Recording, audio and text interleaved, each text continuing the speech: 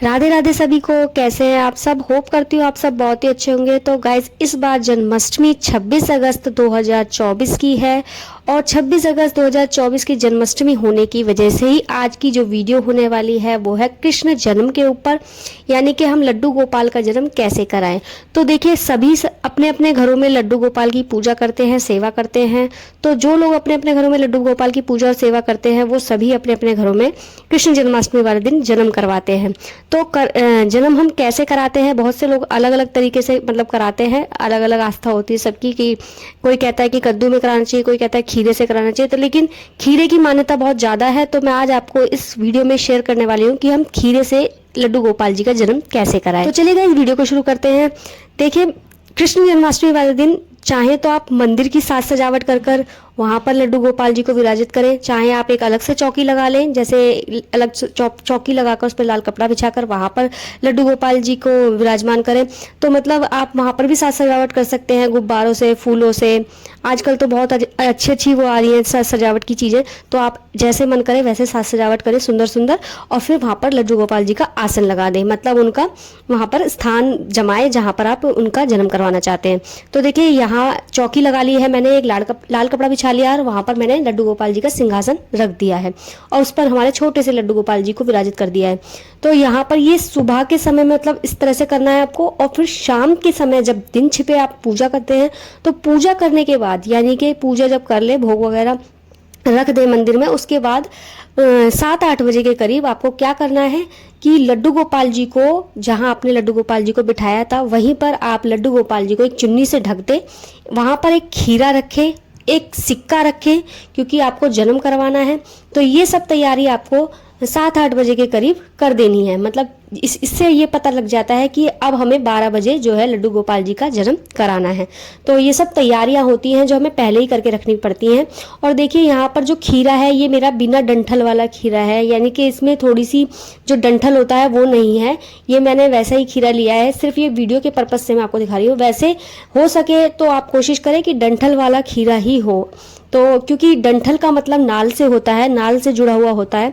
जैसे एक बच्चा होता है, जब उसका जन्म होता है तो उसके साथ नाल आती है जो माँ से जुड़ी हुई होती है, तो उसे काट करके बच्चे को माँ के गर्भ से अलग किया जाता है।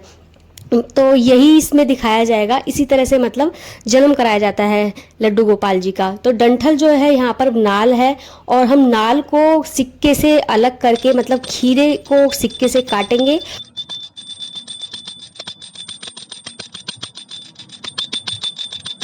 तो देखिए, अब यहाँ पर बज गए हैं रात के 12, और रात के 12 बजे रोहिणी नक्षत्र में ही हमारे कान्हा जी का जन्म हुआ था। तो यहाँ पर हमें पहले घंटी बजानी है, उस तरह से 3 बार ताली बजानी है, और ताली बजाने के बाद हमने जो खीरा रखा था उसको हमें सिक्के से, मतलब उसका डंठल जो है हमें सिक्के से अलग करना है। तो ये इस चीज़ का प्रतीक है कि हमारे ठाकुर जी का, हमारे कन्हैया जी का जन्म जो है होने वाला है। तो हमें नाल को जो है अलग किया जाता है जैसे बच्चे से, तो उस तरह से नाल को हमें काटना है। तो ये हमारी जो चक्कू हमें बिल्कुल इस्तेमाल नहीं करना, हमें यहाँ पर सिक्के से ही खीरे को इस तरह से गोल गोल घुमाकर, जैसे आप देख रहे हैं इसी तरह से आपको काटना है। आपको चक्कू यहाँ पर बिल्कुल इस्तेमाल नहीं करना, और खीरे को मतलब सिक्के से सीधा ऐसे भी नहीं काटना, ऐसे गोल गोल घुमाकर आप काटेंगे तो ही खीरा जो है ठीक से डंठल से अलग हो पाएगा। अब देखिए, इस डंठल का आपको क्या करना है, इस डंठल को आपको किसी गमले में मिट्टी में दबा देना है, कहीं भी जमीन में मतलब गाड़ देना, जैसे एक नाल को गाड़ देते ना, तो इस तरह से आपको ये नाल जो है जमीन में गाड़ देनी है। और जो खीरा है वो अगले दिन आप प्रसाद के रूप में आप खा सकते हैं, प्रसाद के रूप में सबको दीजिए, घर में जितने भी आपके घर में सदस्य हैं उन सबको दीजिए। और ये खीरा जो है बहुत ही अच्छा होता है उनके लिए जो संतानहीन होती हैं, जिनकी संतान नहीं होती, उनको इसे अगर प्रसाद के रूप में दिया जाए तो उनके बिल्कुल कान्हा जी जैसी सुंदर स्वस्थ संतान पैदा होती है। और गाइस, मैं आपको एक बात और बताना चाहती हूँ कि खीरे से ही मतलब जन्म क्यों कराया जाता है। तो खीरे से जन्म इसलिए भी कराया जाता है क्योंकि जब हमारे वसुदेव जी जब मथुरा से गोकुल ले जा रहे थे हमारे कान्हा जी को टोकरी में रखकर, तो उस समय उनके ऊपर खीरे की बेल से ही उनको ढका गया था। तो इसलिए खीरे से ही जन्म कराया जाता है, ये मान्यता है, इसलिए खीरे से जन्म कराया जाता है।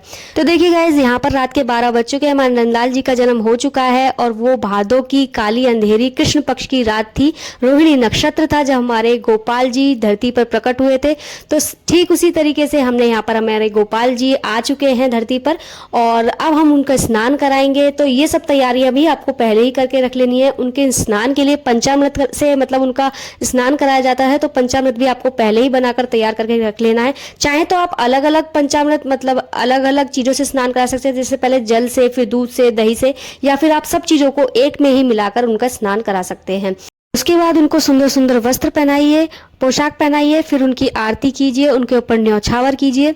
और यहाँ पर हमारे कन्हैया जी नंदलाल जी आ चुके हैं। तो अब मैं मिलती हूँ अब आपसे नेक्स्ट वीडियो में। तो यहाँ पर मैंने सिर्फ आपको कृष्ण जन्म के ऊपर ये बताया है, अब बाकी की वीडियो मैं आपसे शेयर करूँगी नेक्स्ट वीडियो में। तो मिलती हूँ आपसे नेक्स्ट वीडियो में, तब तक के लिए चैनल को सब्सक्राइब करें और वीडियो को लाइक, शेयर और कमेंट में मुझे ज़रूर बताएं आपको वीडियो कैसी लगी। तब तक के लिए राधे राधे।